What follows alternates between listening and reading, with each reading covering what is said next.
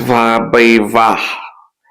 मतलब अमरीश भाई साहब आज घर छोड़ के एक लेटर लिख के चले गए कि जिस घर में मेरी इज्जत नहीं है मैं उस घर में नहीं रह सकता। कसम खुदा की तुम अगर वापस आए तो मेरे जूते खाओगे तुम। खैर छोड़ो, मैं क्यों इतना बावला हो रहा हूँ। बस एपिसोड का एंडिंग तो वही था जहां नताशा घर पे वापस आती है और धवल डिवोर्स पेपर लेके उसके हाथ में थमा देता है, चाह ची ले अपनी जिंदगी। तो मैं वैसे भी मेरे साथ घुटन हो रही थी और अमरीश भाई साहब के लोग सेवा कर रहे थे क्योंकि पट्टियां बंधी हुई थी, हाथ फ्रैक्चर थे। मतलब हो सकता है कहीं जाके नाले में गिरा हुआ पड़ा हो। मैं तो सोच इसके ले रहा हूँ कि सच में इसको नाले में गिर जाना चाहिए था। मतलब इमोशनली के साथ खेल रहे। आई नो कि अमरीश का एक अच्छा साइड भी है, पर उसको अच्छा ही क्या बोलते हैं, क्या परफेक्टली करने नहीं आता। मतलब वो है एक अच्छा इंसान, पर उसको क्यों ऐसा लग रहा है कि जो मैंने नियम बनाया है वो सही है सबके लिए। नियम हटा के देखो तो भी लोग आपसे प्यार करेंगे ना। जरूरी नहीं है कि नियम में बांध के घर के बड़े हो कि आप गलत डिसीजन पे भी लोगों को हामी भरवाओ। मेरी कोई पर्सनली अमरीश से दुश्मनी नहीं है, पर अमरीश कुछ काम ऐसे कर जाते हैं। वैसे अमरीश की बैकग्राउंड बहुत अच्छा था, क्योंकि जब हेतल रूम में पहुंची तो रूम में देखा अमरीश नहीं दिखा, बालकनी में नहीं था। फिर लेटर पढ़ा हुआ था, लेटर पढ़ा। लेटर पढ़ते वो धवल को उसने फोन लगाया। धवल नताशा का पीछा कर रहा था, वहां पे ही था क्योंकि वो पूरी रात वहां पे सो गए।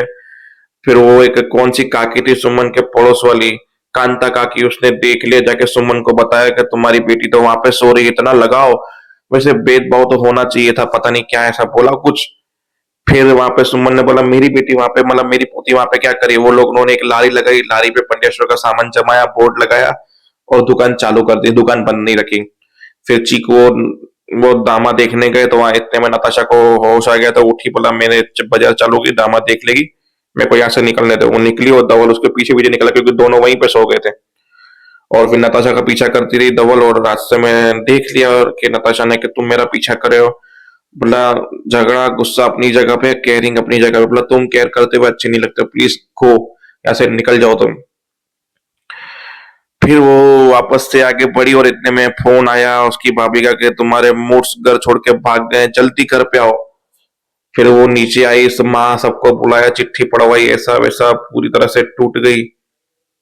फिर धवल आया, कहाँ है मेरे मूड्स, कहाँ है मेरे मूड्स। बोला ये चिट्ठी लिख के गए, पता नहीं कहाँ चले गए। फिर धवल चिट्ठी जैसे पढ़ने गया, पीछे से अमरीश भाई साहब आए, मतलब एक विजुअल आया, ये रियल में नहीं आए।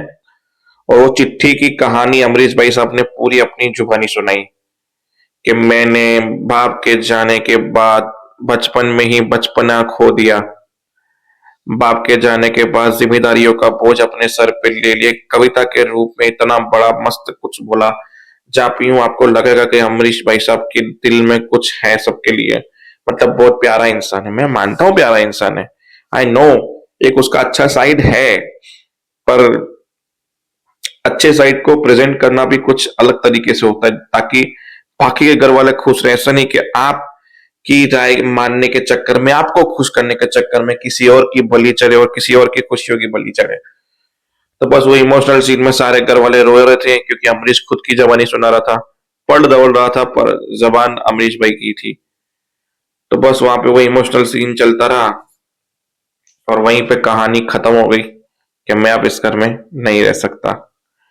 जिस घर में मेरी इज्जत ना हो, मेरे उसूलों पे सवाल उठाए जाए, मेरी काबिलियत पे सवाल उठाए जाए, मतलब मेरे अपने ही मुझसे सवाल करे, मुझे गुनहगार समझे, और मैं धवल की नजर में गुनहगार साबित हो चुका हूँ। धवल मुझे मुजरिम समझता है, गलत समझता है। मैं उसकी आंखों में मेरे लिए इतनी बड़ी गलतफहमी नहीं देख सकता। मतलब इमोशनल बोल के धवल को भी इमोशनल करके चला गया।